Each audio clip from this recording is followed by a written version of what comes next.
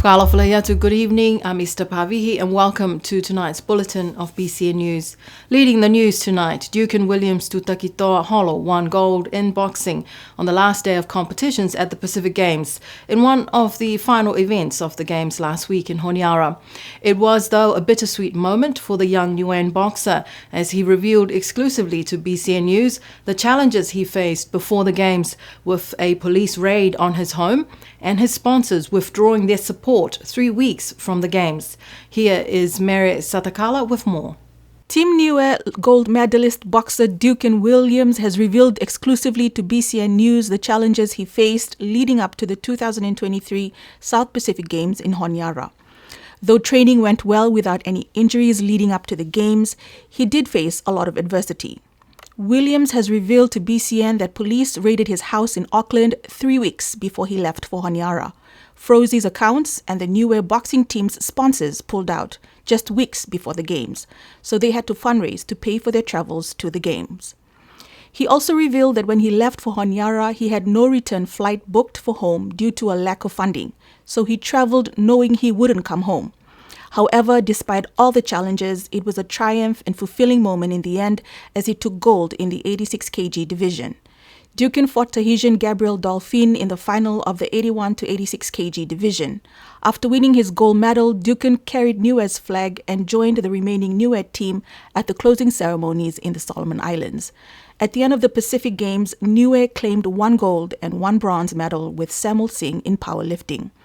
Dukin's gold medal from the Pacific Games will be added to his bronze medal from the Commonwealth Games in 2022. When asked what's next for him, he says there were talks of an Oceania tournament in April next year, so he might stay amateur and prepare for that. Malia Vea is the top academic student of Niue High School for 2023. She was awarded the Dux Prize at the school's prize-giving ceremony yesterday. In an all-girls lineup of the top 3 academic achievers of the year, Malia Vea was awarded the Dux, Gabrielle Tuhipa second place, and Annalise Pavihi-Sioniholo in third. Here's more. And the Dux for Niue High School 2023 goes to Malia Vea. Families and friends of the students and staff gathered at Paliati for the school's prize-giving day. A day for the school to recognize the students for their achievements over the year. It's also the final day for the students of Year 13 as they leave the school, some heading to university and others to work next year or taking a gap year. Malia told BCN News that she is very grateful for the opportunities she received as a student and is thankful to the many people who supported her throughout her years at Niue High School. There's quite a number of people that I want to say thank you to. But I guess if I have to be fair, I'll just have to thank God, because without God, I wouldn't be where I am today. And once again, God was the one that gave me my family and the friends that I have and the supportive people that I have. So without God, I wouldn't have made it today. So yes, it's God. Thank you, God. Yeah, it's God. Malia's mum, Ofa Vea, is always there, one of her biggest supporters, always encouraging her daughter and sharing the stage with her yesterday in celebration of Malia's achievement. She was very thankful and proud of her daughter. Malia will take a gap year next year and hopes to be attached to Niue High School as a teacher trainee. Her message to all the students is to follow your dreams and work hard. I just want to say to all the students out there, follow your dreams and work hard. Whatever your dream is, as long as you're willing to work hard for it, you will arrive at success. That's it. Thank you. And in other local news, a lightning storm caused an island-wide power outage last week. The lightning storm on Friday caused major damage to the power system, resulting in an island-wide power outage. The damage was so severe that at 5:33 p.m. on Sunday, Acting Premier Crossley Tātui informed the Director of Utilities, Clinton Chapman, to activate the alert notice for the Secretary of Government and the Disaster Management Team. The lightning storm on Friday night damaged phone lines and power boxes in some homes in Alofi South and Tuapa. One homeowner from Alofi South told BCN News that she was very surprised to see the damage caused by the lightning inside her home. She described the burnt phone lines that travel through the wall and burn the tiles on the floor. The force of the storm was so strong that it forced the lid off the power box in their home, and her wine glasses on the shelves were thrown across the room. Another homeowner in Tuapa described the damage outside their home with burned phone lines and exposed damaged water pipes. Here's more on that story. According to the updates provided by the Director of Utilities, Clinton Chapman, the solar power batteries and control systems were badly damaged by the lightning storm, and power to the island had to be run through generators. Chapman cautioned that the generators were not running at optimum capacity, and because of this situation, power rationing had been necessary from Saturday until Tuesday this week. This meant that power was switched off in certain areas around the island to help ease the load of the generators, depending on the overall island load. The power rationing situation forced the Education Department to close the school for Monday and Tuesday of this week. Power was eventually restored on Wednesday morning, but another unscheduled outage occurred for the southern side of the island in the afternoon. Just before 5 p.m. yesterday, power was restored to the southern side of the island. Power is now back to normal. The 45-metre tower for the Broadcasting Corporation here at Fonuakula was constructed after Cyclone Hatta in 2004. Last week, a team from Infratel, New Zealand, conducted an assessment of the tower, the first since it was constructed nearly 20 years ago. Our reporter, Mary Satakala, spoke with Grant Woodall from Infratel. Site Supervisor Grant Woodall says it will take about an hour to check for any damages on the BCN tower. Well, we're going to inspect the tower to make sure it's still safe, make some recommendations on what needs to do to get it up to standard, or recommend it's replaced, which we hope it won't be. Meanwhile, Mr. Woodall has also confirmed that the 45-metre tower in Hukutavake is now complete and is just awaiting the setup of the antennas from Telecom Niue. Hukutavake, well, it's done, it's complete, it's looking good. It's all set for the Telecom Niue guys to put the antennas on. They worked with us on that job, and they're very good guys to work with. The French Navy warship Argo made a port of call on the island on Sunday.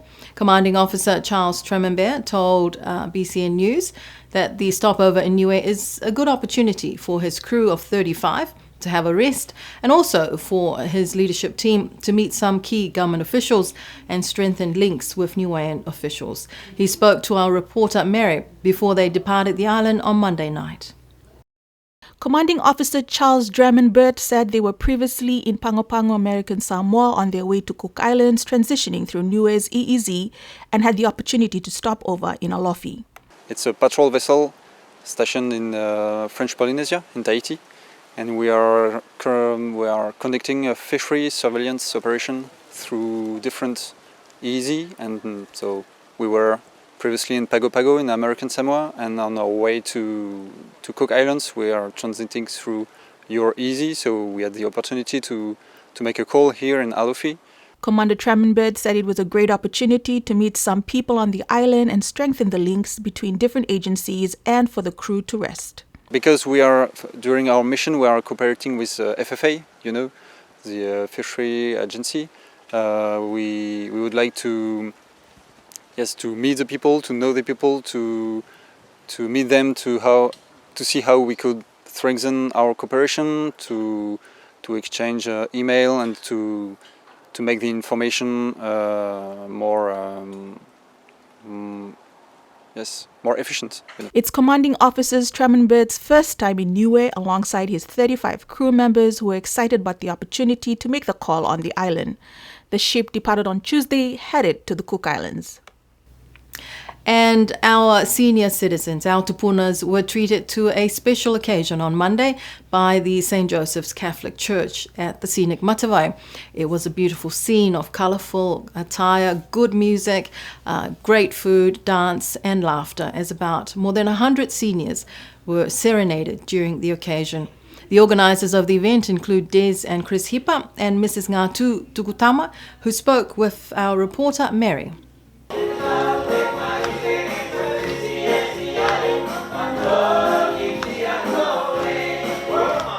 Mrs. Tukutama told BCN News that this is the 32nd year for the pre-Christmas Fia event to celebrate the tupunas of the island and to thank them for their service to Niue over the many years.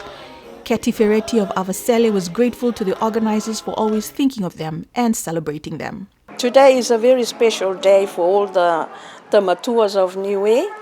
They come together and just be happy because we are still alive and we are living on Niue.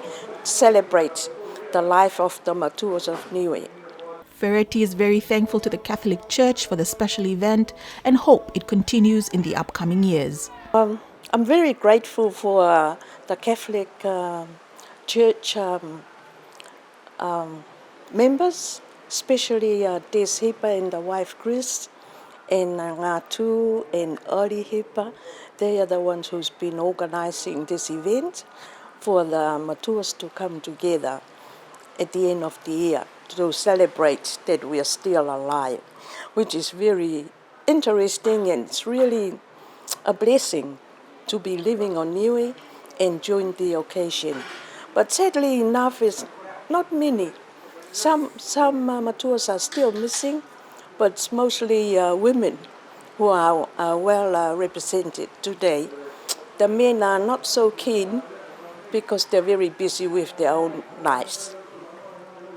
So I'd like to acknowledge the Catholic Church for still continuing the event for the matuas of Niue. The pre-Christmas party is an annual event that recognizes the contributions of our seniors throughout the year. The New Zealand High Commissioner, Her Excellency Helen Tana, was also there on Monday in her last pre-Christmas celebrations with the tupunas, as her term will come to an end and she will leave the island in a couple of weeks. And if you're looking for some inspiring songs this festive season, then you might want to get a copy of the Niue Seventh-day Adventist Church's latest gospel album titled It Won't Be Long. SDA Youth Leader Fono Kalafi Feao Moiata spoke to us about the album that was launched last month.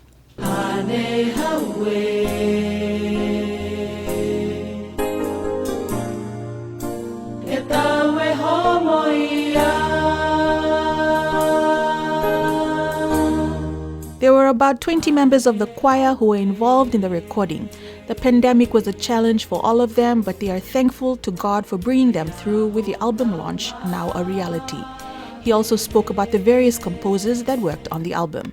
In this album we have 15 songs, and these 15 songs are original translated from into Wangahau Niue by Francis Fausimanavalui George Valiana with the help of the mom Irish Fausi Manavalui and the husband George Valiana. So we acknowledge them for the words that they have been put through throughout these 16 songs.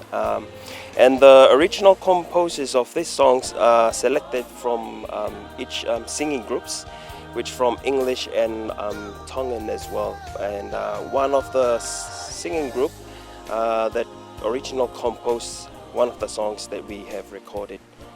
Fono says they hope that through the album they can spread the gospel through music.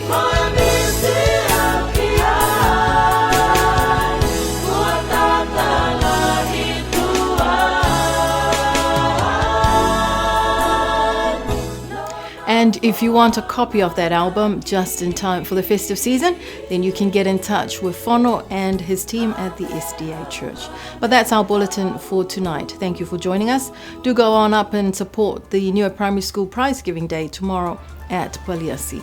Until Tuesday next week, when we come back to you with our bulletin in Wangahau Niue, here's wishing you a wonderful evening. Good night. Nono wha.